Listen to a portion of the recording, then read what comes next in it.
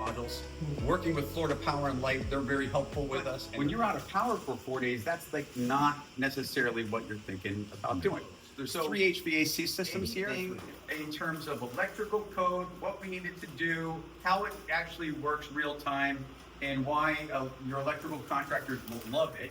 David Nutter is here. David helped us actually do a retrofit of this home to put in our load management and our battery backup. This is the guy to talk about. He's also an educator.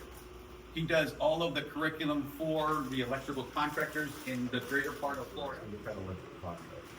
We're trying to bring all this new technology in to teach electrical contractors, and I also have a Florida 2-year local apprenticeship class that I loads. So once you know what all your critical loads are, then you can size it to your critical loads.